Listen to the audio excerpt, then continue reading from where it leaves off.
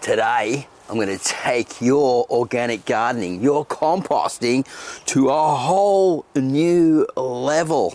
Yep, if you're into worm farming, worm composting, and growing amazing plants and making free fertilizer at home to scale, so you can do this small, big, any way you want to go, and even do it like me, where you start selling it straight from your front yard.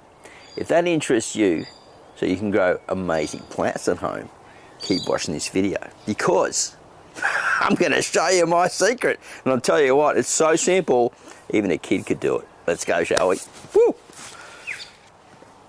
Firstly, gardeners, you can see how good this stuff works. Look at this sweet potato all around. It's in a bale garden, connected up to a worm farm, connected to a compost system, and connected to a super large worm farm, which I call the biggest worm farm ever. EVA, I call it. It is a beauty.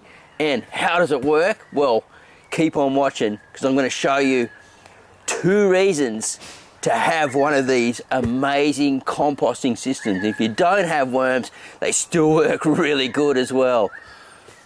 So I actually have 3 different sizes. Now, I've been trialing these 3 different sizes and why they're awesome and why each one is a little better than the other. Now you're looking at it, I've got 1, 2, 3. Now the big one, the big bad boy over there, that holds nearly close to 2 cubes. This one here holds about 1 cube, or just under 750 litres, I think they are, 800 litres, these ones here. And they both work really, really great. Now I've got a smaller one that was donated to me, and we'll show you that when we get to the compost pile. Now, I have these sitting around here on the ground, and I fill them up with compost as I'm composting the old spent stuff that just gets sifted and goes in to these, and then I feed them with some chicken manure, some veggie scraps, newspaper, cardboard, anything that worms like to eat. You know, even just like sometimes when I'm just got a pot and I'm just emptying it out because it's done and dusted, the plant's died, it goes in there. It all gets recycled and the worms eat it. Now, it's hard to film because I've got my gloves on and stuff like that, and I just want to keep the camera rolling so I can keep educating and helping people improve their gardens and even make some money if you're following me for that as well over time. Now, generally what we do is we get them to around about 1/2 full to start, and we fill them up gradually over time, because the worms will eat the top part, generally the top foot. And so as we're feeding it up, we're building worm castings as we're going up into the system. Now, if you're just going to run out and buy some, get some mushroom compost, but make sure it's not too fresh. If it's too fresh, you need to let it sit for a while, get all the heat out of it so it's not full on hot anymore, and then put your worms into it and turn it over. If it is winter and it's a little bit warm, that's good too, because you just don't want too many gases coming out that affects the worms, so you just got to be careful with that. But we'll get a bit closer to them, and then we'll take you to the other compost pile and show you how that system's working here. But these ones are set up for a different reason, and I usually put these next to my fruit trees. These are here for composting reasons, to improve the soil around here, and for me to take back easily to my pile so I can keep building it up and keep selling it. So let's keep going back to these guys, and look, I know it doesn't look super sexy or anything like that, but these guys rock. So you can have one of these underneath, microphone's getting whacked. Never mind, let's keep on rolling.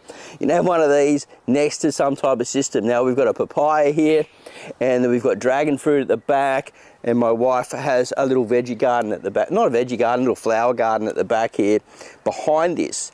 Now the earthworms are also building up underneath and coming up from the earth into this system, and this, when it rains and I'm watering it, also the compost is leaching down into the ground, improving the soil down below. So we're doing 2 things at the same time. Now, if you've got a fruit tree next to it, or a big tomato or something like that, you're also, every time you're feeding this system and watering it, guess what? The tomato roots are growing underneath, or the fruit tree roots are growing underneath, and it's getting an extra source of food, and you're just throwing your kitchen scraps in here or whatever you got going.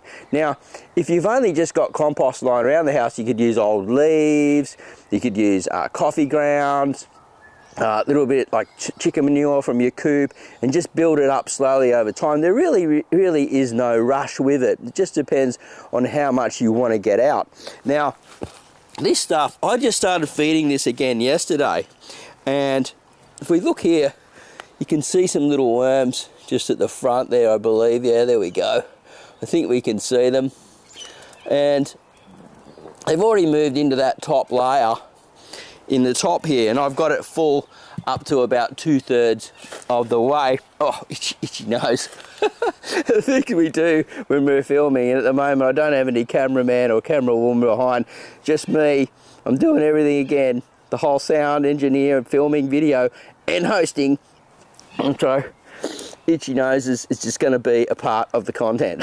Anyway, let's keep going, let's keep rolling, because before we move to the compost pile, which I'm really excited to show you, remember, I'll give you some tips on these. It's really hot in summer, put them in the shade, guys. They don't like to be too hammered. The big ones don't get too hot as quick, and I find the big ones do work a bit better. If you're just going to purchase one, go for the big one where you get around about close to two cubes into one of these. They're pretty awesome, and the black plastic just lasts forever, and it gets moist on the side, and they like to run up and down the sides and get their skin moist as well. So I'm finding that, and as I said, look, I just threw a plant in here. That's just an old pot. We'll break that up, that'll just become more worm food. And let's move around to the next section. Now, if you've got any questions about this, fire away down below. Also, give me a big thumbs up. That really helps my videos and my channels when people comment and thumbs up on it. And if you haven't subscribed to watch the micro farm grow, I highly suggest that you do. There's things here that I do that are a little peculiar. Yeah, these videos don't go viral and go crazy, but the information is stuff that you really don't see too much online, and I'm simplifying it enough so micro farmers and backyard gardeners, homesteaders, worm farmers and all that can use these systems and benefit from them. So let's go around to the compost pile. Here it is, the compost pile, where I make compost to sell to the locals. Now, this is mostly mushroom, woody material, chicken manure, things like that. And also, when I'm throwing some of the material in from these, obviously we get some veggie scraps, some shells, and you know, eggshell and different stuff. But I'll give you a look. So that's the material. You can see it's very blocky in structure. That's been sifted, and that's on the top of the sift. It hasn't gone through into the bucket or into the bins or anything like that to be sold, and it goes back through the system again. And that's what goes in to those big worm farm systems. And the reason why I like it like that is because when it's a very blocky structure, the worms can move around it, the microbes can get around the outside of it, they can go through it and things like that, and it gives them plenty of airflow in there as well. So that's the thing. And make sure when you're watering these, if you've got a bucket or something like that, let it sit for about 24 hours if you can, to get the chlorine and fluoride out. Occasionally I give them a spray with a hose, but basically the more rain we get at certain times, it does do better, because I just leave them open.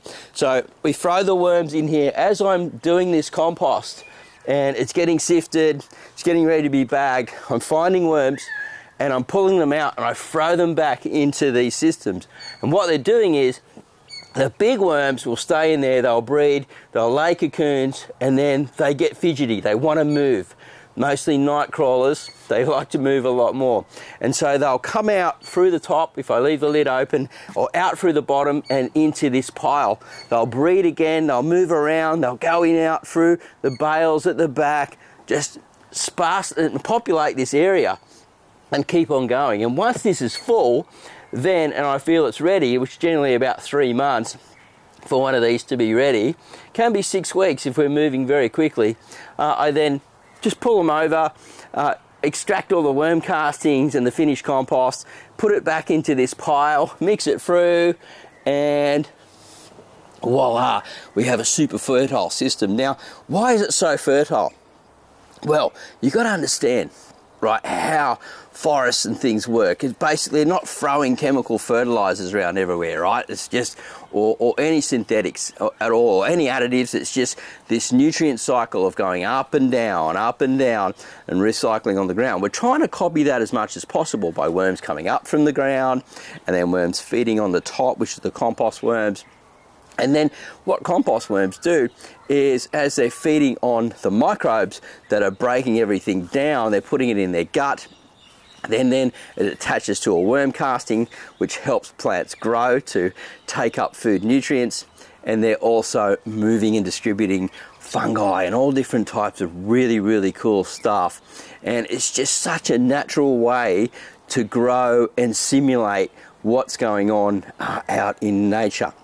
So that's why I really, really love it. And I believe that it's not too difficult to do. And like I said, don't rush. You don't need to. Oh, excuse me. I can feel a burp coming on for a cup of tea. Anyway, we're still rolling here. And just keep doing it. Just start. You know, you just need to start, even if it's just leaves and twigs and sticks and things like that. Throw it in, but make sure you get some type of nitrogen to break it down. Make sure it's nice and cool. And once you get a bit of volume, so you only need a couple of feet, right? Couple of feet, you can start adding the worms and just start throwing it in slowly. It might take you 6 months to a year, but it doesn't matter if it's next to a fruit tree or next to your veggie garden or next to the pile like I've got here. You are repairing the earth, you're fertilizing the ground at the same time, and when you harvest out of these things, believe you me, it is some of the best compost you've ever seen. Now, I did some bit of a mix yesterday, and I'll show you this stuff. This stuff, look at this. There's a little bit of mixed through with it. Look, it's so black and dark and rich. It doesn't burn roots. It's full of worm castings. It's full of biology and nutrient dense. And all plants love it. And there's no smell. It's just broken down, beautiful, beautiful compost that grows amazing, amazing plants. And guess what? If you really want to, you can be like me and sell it as well, or just spread it out through your garden and grow. Bring yourself back to the good life, I say. Right, it's been a lot of fun making this video. Hopefully you got some value out of it. I really do enjoy bringing to you from time to time. Super busy at the moment as we're coming into the micro farm. I know I produced a whole lot of content before and we pumped it out, but I'm not too sure at the moment. I'm going to try and get my one out a week. Who knows if we're lucky to. And I'll keep educating you guys and showing you what's going on in the micro farm. I know it's not the greatly produced video, guys, but whew, we're getting there. All right, have a great day. Happy gardening. Whew, here comes a flexi hand, and we'll see you at the next video real soon. Bye for now.